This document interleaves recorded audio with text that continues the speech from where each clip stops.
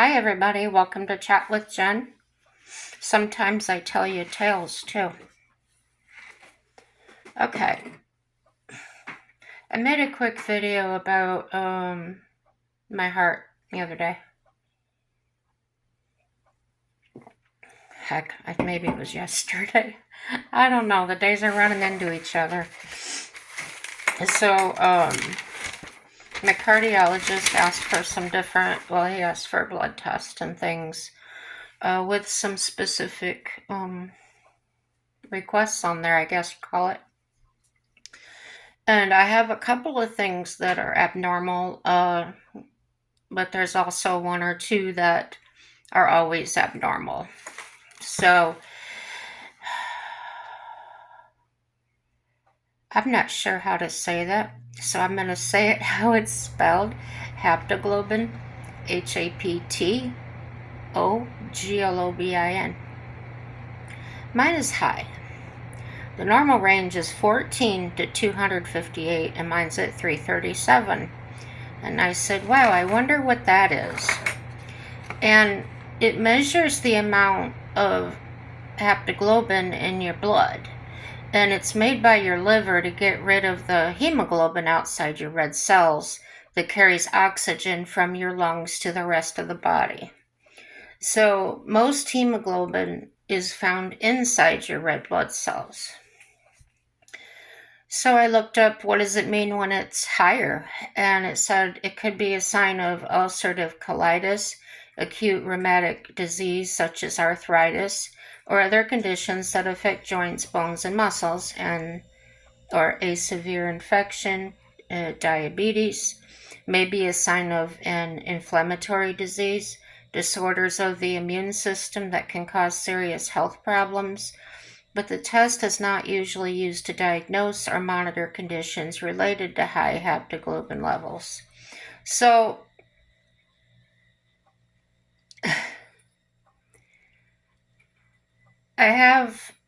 let me see, I'm at the moderate stage of kidney failure, which means I'm at 3, and total kidney failure is at 5.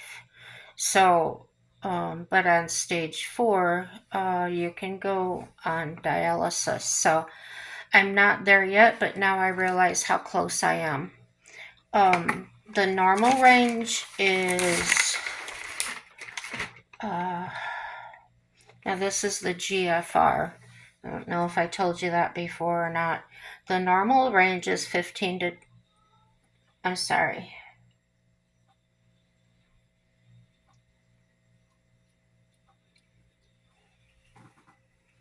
I didn't write the whole thing. Anyway, severe kidney damage, which is stage 4, that's usually a GFR is 15 to 29. And mine's at 31. So I'm pretty darn close. Stage 5 total kidney failure is anything less than 15. So my CO2 is high, and my creatinine, however you say that, I say creatine, but it's not creatine, is high. And so I looked up what that is. It's a measure of how much is in the blood to see how well your kidneys work. So that's why. And the other one I was talking about, the haptoglobin, I am diabetic. I don't have colitis or anything, but I do have arthritis and, yeah, kidney problems. So the rest of it looked okay. I did have the EKG done there. I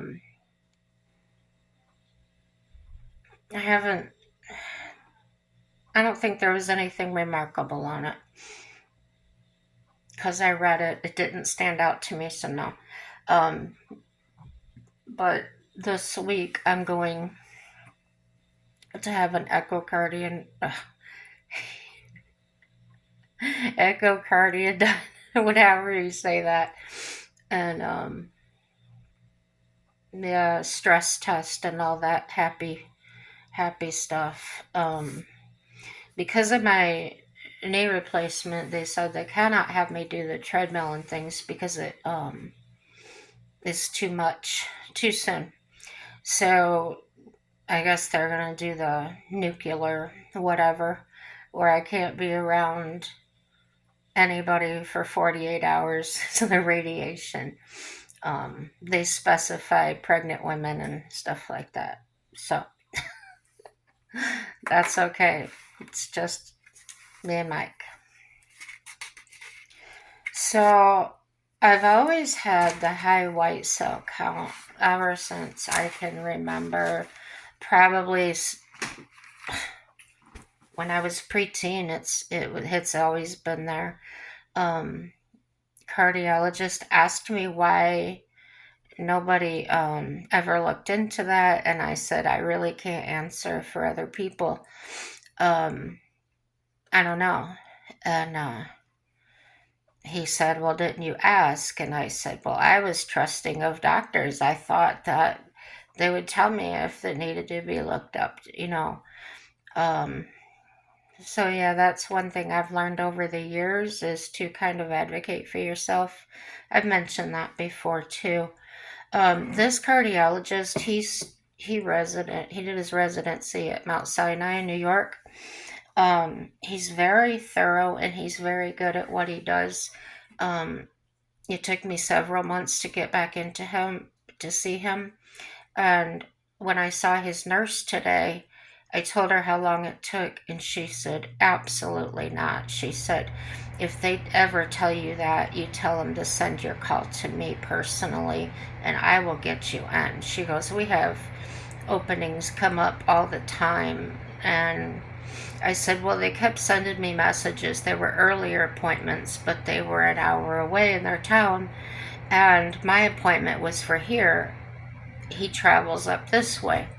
So that's how that went. So I got some more information that way. So now I know who to contact when I need to get in there. But yeah, when they were sending me earlier appointments, they weren't with him. And so I'm not one to jump from doctor to doctor, and I don't like explaining myself over and over like that. Sometimes I feel like, hey, if you're too lazy to read my chart, I don't know what to tell you. But all kidding aside, I have a I have a pretty positive outlook. I was watching her this morning doing the ultrasound on my heart, and there's the same valve that's kind of leaking. I could still hear it going blubsh. And watching the red and blue, and it looked very similar to the one I had 3 or 4 years ago. So it's been 4 years. So I know, don't tell me I'm supposed to see the cardiologist more often than that. I'm aware. It was one of those things, come back and see me in 3 months. And I forgot to make the appointment, and then I just kept going, and I never thought of it again. So, yeah, I think he's going to keep a tighter leash on me now. So, um, yeah, he made a note. He made a note in my chart to, yeah.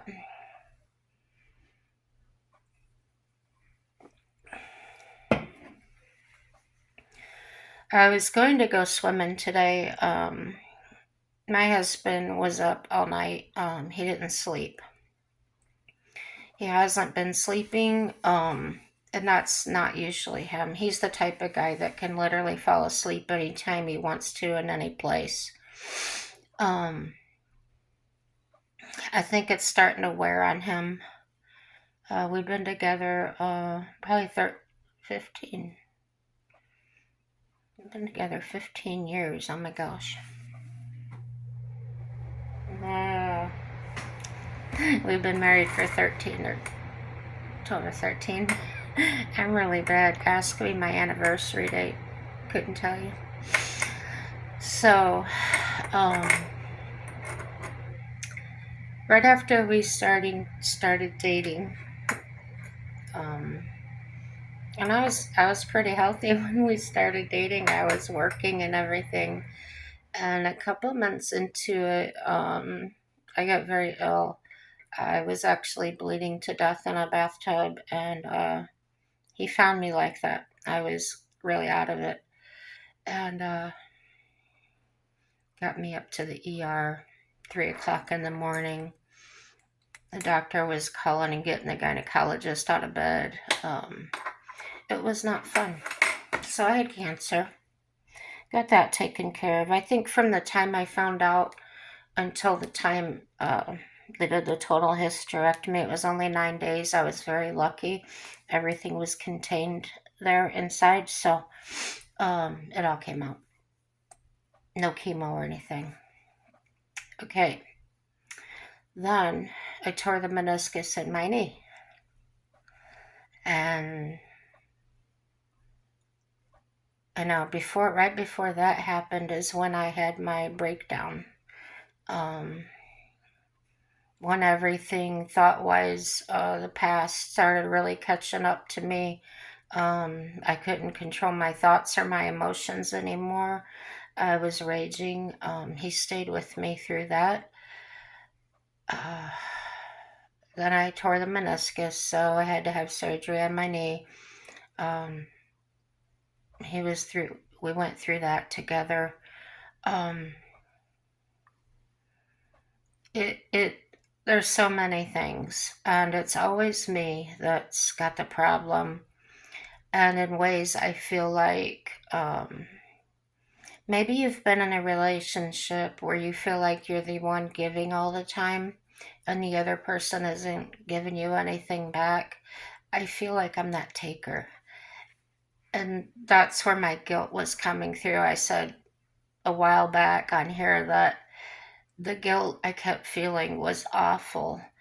And the way the therapist and I worked it out was she said, basically, I can't control how other people think and how they do things. So it's not my responsibility if he's feeling a certain way. It's not my job to try and change that. Um, I'm only in charge of myself. So knowing that, I keep it in check, and I do get whiny. I do get whiny, and that drives him insane. Um, Going through the recovery right after knee surgery, third or fourth day, the first week was the most horrible pain. I cannot even describe it. Hell's nightmare. Um, the fourth day, I was literally screaming. Um, I swear my whole building probably heard me. I was screaming for God to take my leg off. It was that bad. Um, and that was from, by that time, the nerve block was wearing off, and that's when everything really started coming back to life, so to speak. And I was actually feeling um, the damage that they had done to my muscles and whatnot, manipulating my leg around, right? So the mental illnesses, the physical, the surgeries, this man, I just pray for God to hold him up because I know he loves me so much. And there again, I was getting afraid. What if something happens to me? What's he gonna do? And therapy says that's not your responsibility. So I know it's not my responsibility for how other people feel, but it's still hard to resist that. I've been that way all my whole life. Um,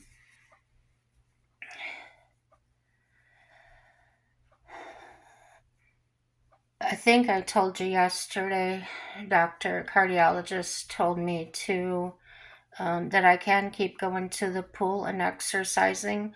Um, I told him, oh, what happened Friday. And I think what I did was I pushed myself. And on Friday, I was alone. And so I was pushing a little hard. I was kind of hold on to the side of the pool and I kicked my legs and I was kicking them harder and faster so that I'm really trying to build up my muscles in my knee and my thighs and stuff like that to make it easier to stand and walk without anything, right? So that's when I started feeling the best way to describe it in my chest. It was a hollow feeling, like I had no heart, almost like if you stand up too fast and you get a little bit dizzy. It was like that mixed with this hollow feeling, like there was nothing there. So that's what I meant by very strange and unique. I've never felt that way before. So I told him that, and he was asking. He asked me 3 or 4 times, "Are you sure you didn't have pain up over your shoulder and your back?" And I said, "No, I didn't have any pain. It was just that feeling really strange." So yeah, I got the blood work done and that. So I feel pretty hopeful. I haven't had an episode like that before that or since. So in my mind, I'm really thinking you just overdid it. And because um, the heart's in a different kind of way now, probably a little weaker from being sedentary for so long, it is probably going to act a little different. So, and feel a little bit different. And I hope that's the conclusion that he comes to. I'm glad that I got seen right away after that happened, and I'm really grateful. Oh, I'm really grateful for the comment my lady on here made.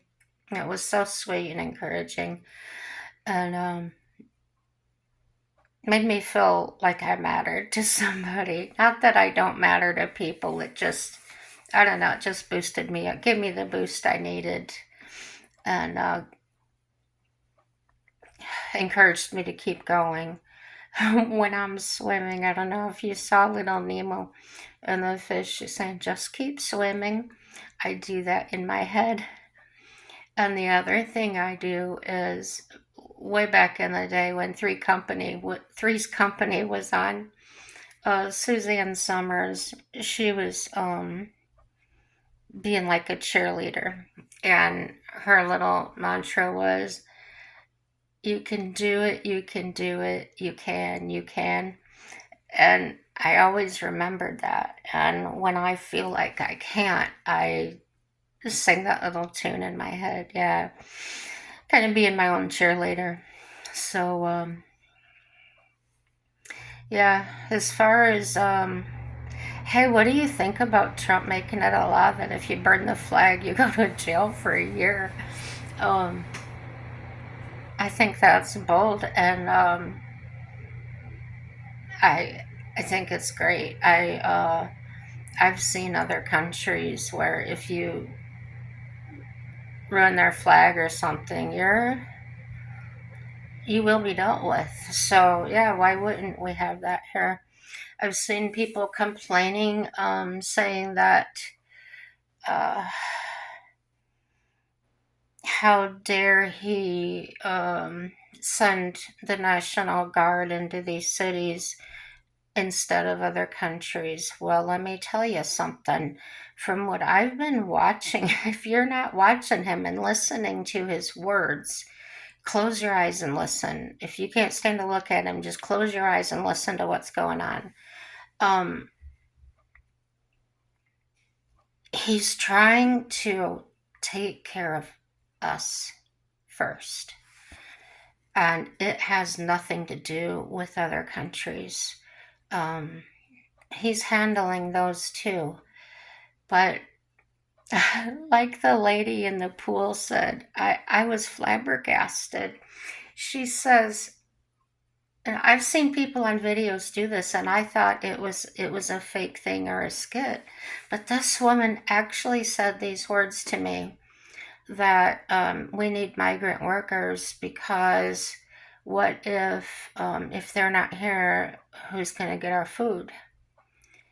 And somebody played a clip where Jasmine Crockett had said that, right? And I was like, oh my gosh. But this woman literally said those words to me. And that's one of the times I was telling you I had to just slam my mouth shut and say, Lord, give me the words, because I was ready to tear into her at that point. So then what I ended up saying about that was when she kept saying, well, who's going to do it? And I said, don't the farmers do that? And like the rest of them, she just got all kind of kerfuffled. And I would ask her a direct question. Now, like I said, I wasn't being confrontational. I wasn't telling her, oh, you're wrong, you're stupid for thinking that.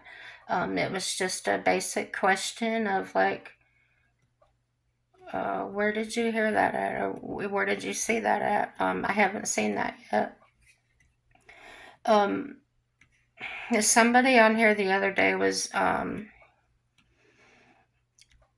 have no idea if they're Democrat. I'm not political. I talk about things because that's the current president, and I happen to like, well, I don't know if I like it. I approve of what he's doing. There's some things that I disagree with. I feel like it should be. I'm pro-choice when it comes to abortion. I feel like the government, the state, whoever needs to stay out of women's areas. Okay, so yeah. Do I believe in state funding in that for that? I don't think so. Because there's people that don't want their taxes and go into that. So that is a private thing. They should have kept it private and not taken state funding, federal funding for those things. Then it would have been handled in a discreet way, as it should have been, like any medical procedure. It used to be nobody talked, nobody asked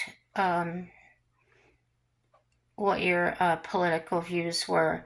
It was always a faux pas. You didn't talk about religion or politics with people, your friends, or anybody, because of the great conflicts and that and opinions. But like the lady the other day, I would really like to see more people talking and responding that way. Like I said, she reacted.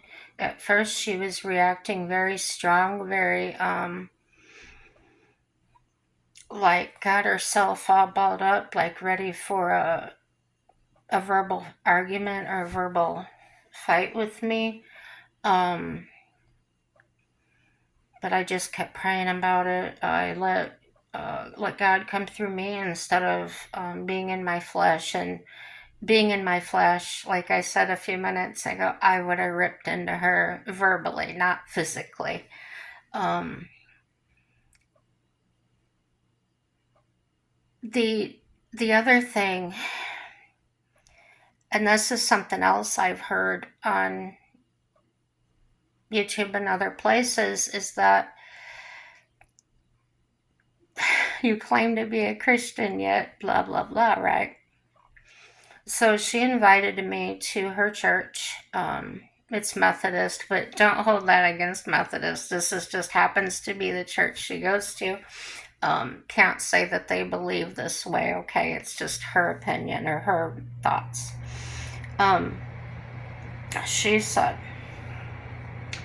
that Trump is so evil and he's Hitler and he's this and he's that. I didn't fire back at her, I just let her say it. And finally, I said, "Can I comment on that?" And so I asked her permission. And she said, "Yeah." And I said, "Is there evidence of that somewhere that I'm missing? I just haven't found it anywhere, and I'm really curious where you saw that at. I'd like to read it."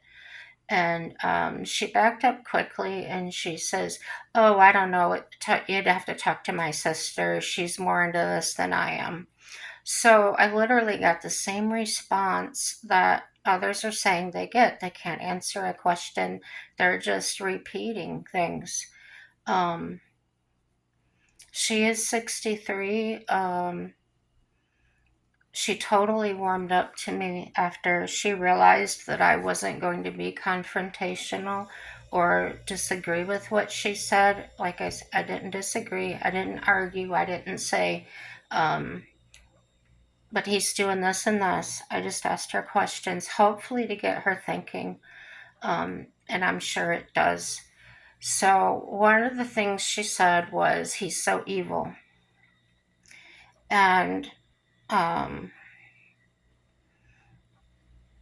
she had told me a little bit about how she believes in God and stuff, right? And she actually believes that, well, her church does, they accept people with alternative lifestyles. I didn't ask her if they believe in marriage of the same sex, so I don't really want to know. To be honest, I don't. It's sick. That's my opinion of it. So I just asked her a question. I said, like I said on here the other day, I said, everybody that Jesus asked to follow him has been the people he had close to him in his final days. Not one of them was a good, upstanding person. But they believed and they were following him. Even people that, I know this to be true because I've seen it, people that are nasty, like they don't want to be around people, they're rude, they too can believe in God. It doesn't necessarily mean that they have to act the same way. So I said to her, I was kind of repeating what Kirk Cameron said on his video about God uses those,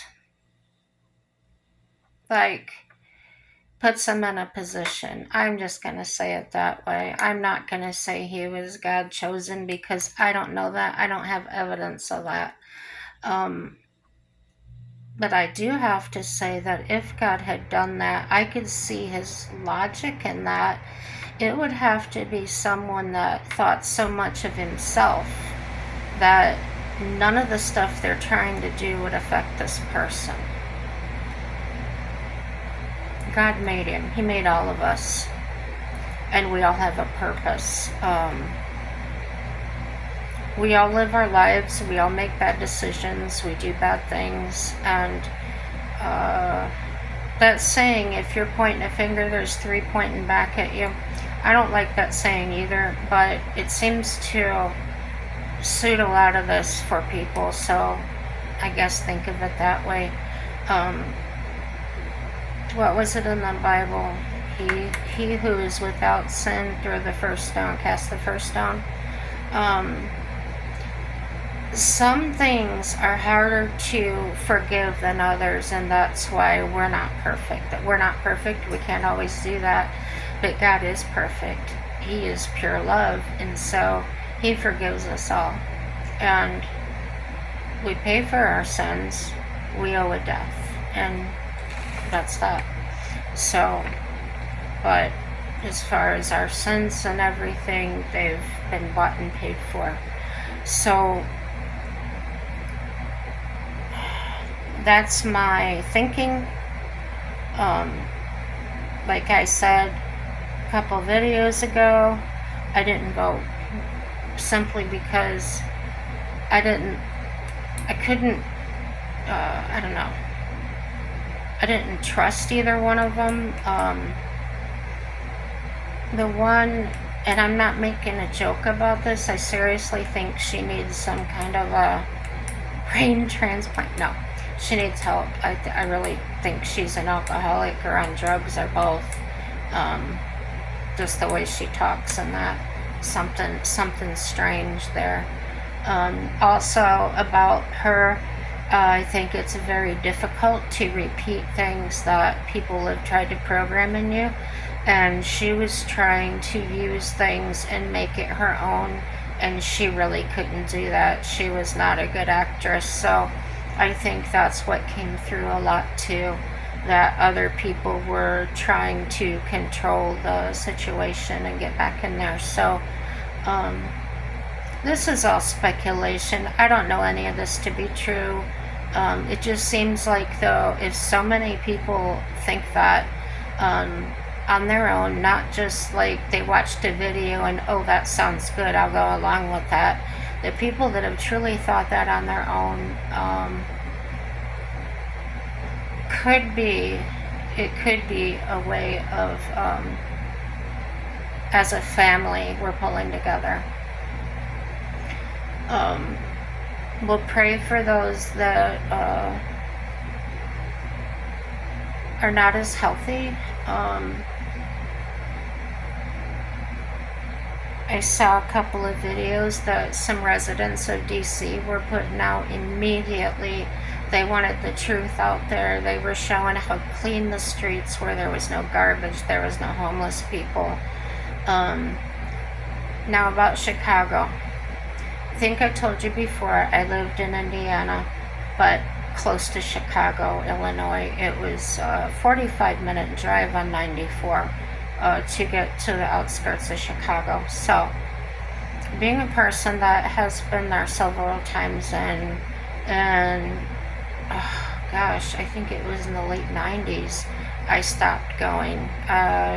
Wouldn't even take the train. There was a train from my town called the South Shore, and you could ride it to Chicago and ride it back. So, no, if you don't live in that area and you've never been there, don't go. It is so horrible. Just trying to drive the roads there, and I'm sure it's not the only place, but the typical speed people are going on there is probably 110. Not joking. And if you get stopped by a cop, it's usually because you're going too slow and you're going to cause an accident. Yeah. And they will cut you. It's terrible. So, as far as the crime and everything else, I think for that mayor, I did not watch him because I just saw the titles. He threw a fit or whatever about National Guard. My brother's National Guard. Um, my cousin is, and they have no issues. They would go in a heartbeat. And